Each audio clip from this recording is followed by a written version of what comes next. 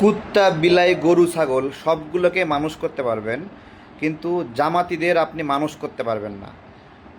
নবীন পাঞ্জাবির যে মালিক, তার সাথে দোকানদারদের সমস্যা, দাম কম বেশি তাদের সমস্যা।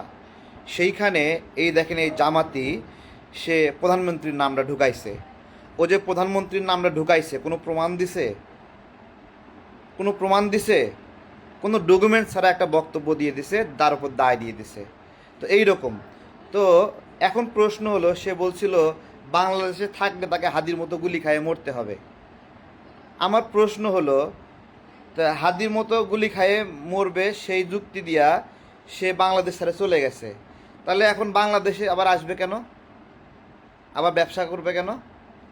জিজ্ঞাসা করতেছি, এখন গুলি খাইয়ে মরবে না? তো এইটা হলো জামাতিদের একটা রূপ, যে যেইখানে যাবে, যাওয়ার সময় বিএনপির একটা বকা দিবে, আওয়ামী লীগের একটা বকা দিবে, কিন্তু এরা হলো ফেরেস্তা। কিন্তু এদের বাপ দাদারা 1971 সালে ধর্ষণ করেছিল, এদেশের মানুষকে হত্যা করেছিল। আর এখন এসে এই জামাতি নবীন পাঞ্জাবির মালিক আবার বলতেছে, কি বলতেছে, যে ওই সময়ের ভিডিও লিঙ্ক কোথায়, ধর্ষণের প্রমাণ চাই। তো এই হলো সামগ্রিক বিলে অনেক বিষয়ে অনেক যুক্তি আছে, অনেক কথা আছে। ও এখানে ওর ব্যবসা যে ভুক্তভোগী সেটা বলতে বসছিল, নাকি রাজনৈতিক বক্তব্য দিতে বসছিল? আপনাদেরকে জিজ্ঞাসা করি, দেখেন ওর পুরা বক্তব্যের মধ্যে কয়টা রাজনৈতিক বক্তব্য আর কয়টা ওর ব্যবসার বক্তব্য। দেখেন, আবার শেষে যায় বলছে সে রাজনীতি করে না, রাজনীতি করলে এরকম হইতো না। চিন্তা করেন। এই জন্য বলতেছি যে কুত্তা বিলাই গরু ছাগলকে মানুষ করতে পারবেন, কিন্তু জামাতিদের কোনো মানুষ করতে পারবেন না।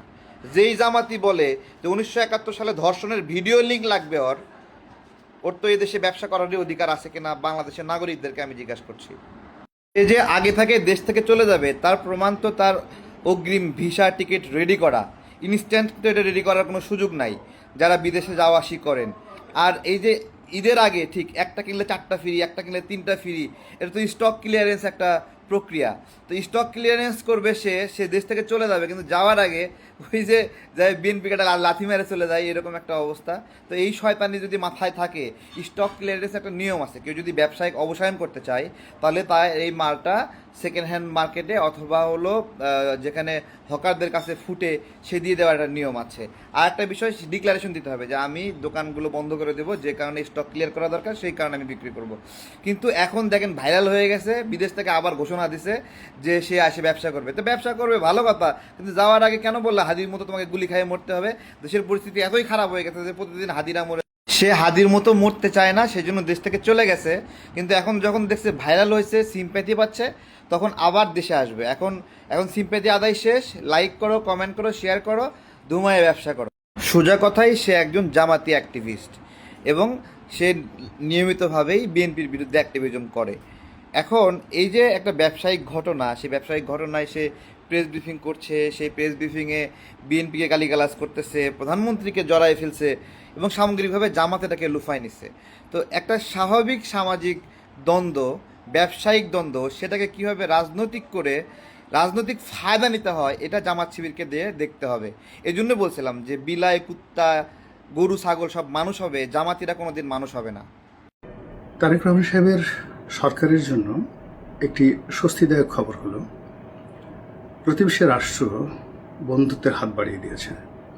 সরকার ক্ষমতা আসার সঙ্গে সঙ্গে 5,000 লিটার ডিজেল পাইপলাইনের মাধ্যমে বাংলাদেশকে দিয়েছে। আপনারা জানেন যে ভারত এই মুহূর্তে নিজেরাই চরম বিপত্তির মধ্যে রয়েছে। তাদের অর্থনীতির অবস্থা ভালো না, তেল নিয়ে তারা ভীষণ রকম ঝামেলার মধ্যে আছে।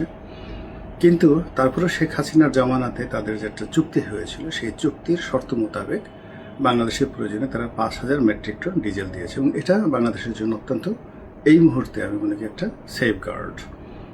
দ্বিতীয়ত, বাংলাদেশের পররাষ্ট্র প্রতিমন্ত্রী তিনি আশাবাদ ব্যক্ত করেছেন যে ভারতের সঙ্গে যে আলাপ আলোচনা চলছে, সেই আলাপ আলোচনার প্রেক্ষিতে ভারত বাংলাদেশকে নিয়মিত তেল সরবরাহ করতে রাজি হয়েছে, এবং এটা যদি হয়, এই কঠিন বিপদের সময় একটু টাকা বেশি লাগলেও, বা টাকা বেশি লাগবে না, বরং বিশ্বের যে কোনো দেশের চাইতে তেল আমদানি করার ক্ষেত্রে ভারতের সঙ্গে আমাদের যে চুক্তি রয়েছে, সেই চুক্তির মাধ্যমে বাংলাদেশ লাভবান হবে। প্রথমত পাইপলাইনের মাধ্যমে তেলগুলো আসবে, দ্বিতীয়ত হলো ভারতের সঙ্গে আমাদের যে ক্রেডিট লিমিট রয়েছে, আমরা প্রতি 3 মাস অন্তর অন্তর আকুর মাধ্যমে, এশিয়ান ক্লিয়ারিং হাউস এর মাধ্যমে আমরা ভারতের পাওনা পরিশোধ করি। এক্ষেত্রে আমরা 90 ডেজ একটা ক্রেডিট লিমিট পাই এবং ভারত বাংলাদেশের যে কোনো ব্যাংকের এলসি তারা গ্রহণ করে।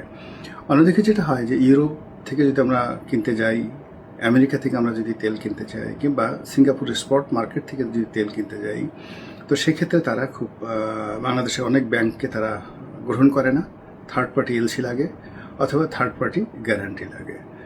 দ্বিতীয়ত হলো যে সেখানে তেলের মূল্য প্রায় প্রতিদিনই ফ্লাকচুয়েট করছে, আর পেমেন্ট, সরবরাহ এবং সাপ্লাই এর মধ্যে প্রচুর ফারাক রয়ে গেছে। তো কাজেই সেই দিক থেকে ভারতের সঙ্গে যদি বাংলাদেশের এই যে তেল বিনিময় চুক্তি বা তেল কেনার চুক্তি এবং তেল সরবরাহ, এই পাইপলাইনটি যাকে বলা হয় সচল থাকে, তাহলে আশা করা যায় যে সরকারের যে লাইফলাইন রয়েছে সেই লাইফলাইনে একটি নতুন যাকে বলা হয় ইতিবাচক ধারা সংযোজিত হলো। আসসালামু আলাইকুম রহমতুল্লাহি ওয়া বারাকাতুহু।